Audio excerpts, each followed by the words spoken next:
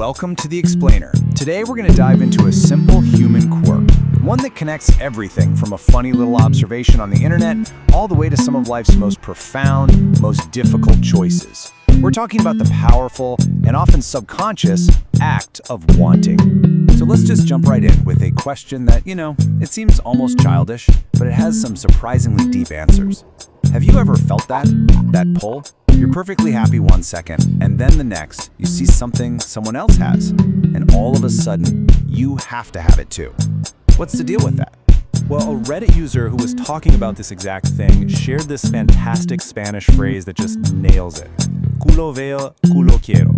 It perfectly captures that immediate, almost reflexive I want it feeling. It's blunt, it's funny, and it is so relatable. But this impulse, it's not just some harmless little quirk. To really get what's going on here, we have to look at the hidden tax our own mind puts on our desires. This is where our emotions can really start to take over and override our logic. It's called the wanting it tax, and the core idea is simple.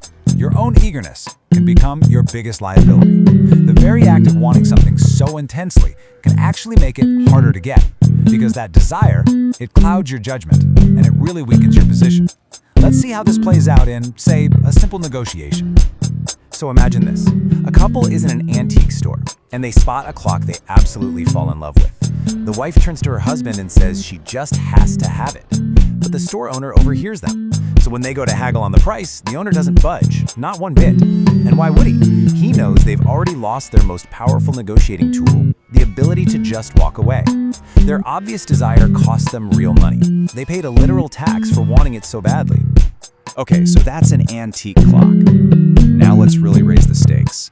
What happens when the same wanting it tax plays out not over a price tag, but in something as serious as a child custody battle? In these incredibly difficult situations, the official goal is always what's best for the child. But that intense, raw desire to win against the other parent, it can completely eclipse that goal. And here, the wanting it tax isn't paid with money. It's paid through actions that end up sabotaging your own case. And here's what that actually looks like in practice. A court is looking for a parent who can foster a healthy relationship with the other parent. But actions like bad-mouthing, starting fights, blocking communication, those are all driven by that emotional need to win. And they directly and badly harm a parent's case. It is the costliest form of the wanting it tax you can imagine.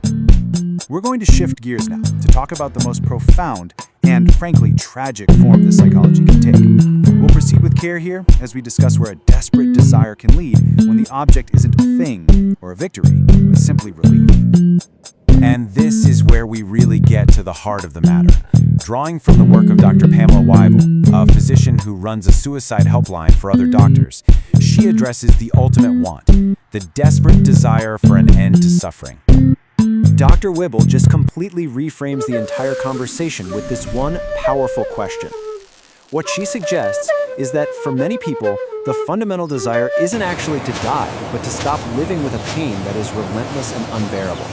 The goal then isn't to end a life, it's to build a life that is truly livable. So this path to a livable life, it starts by figuring out the true source of the pain. The enemy isn't life itself, it's the specific pain. Dr. Wible points out that for many of the doctors she's spoken with, that source is an abusive job. In that kind of context, quitting isn't failure. It's a radical, powerful act of self-preservation. It's about finding a way to live. Okay, and it's absolutely crucial that we are very clear here. This is an analysis of source material, and it's for informational purposes only. It is not a substitute for professional medical or legal advice. So if you are struggling, or you know someone who is, please know that help is available. You can call or text 988 in the United States to connect with the Suicide and Crisis Lifeline anytime, day or night. So after this journey, from a simple impulse all the way to life-altering decisions, where does that leave us? What's the key takeaway from this whole exploration into the psychology of wanting? The common thread through all of this is the hidden power of our own desires. From a trivial want to that burning need to win, to the desperate want for an end to pain, these forces are driving our actions in ways we don't always realize. That wanting it tax, it shows up everywhere, and the price we pay can range from just a few dollars to absolutely everything. And that leaves us with one final crucial question for you to think about. Because the most important negotiation you'll ever have is the one with yourself, about what you truly want and why.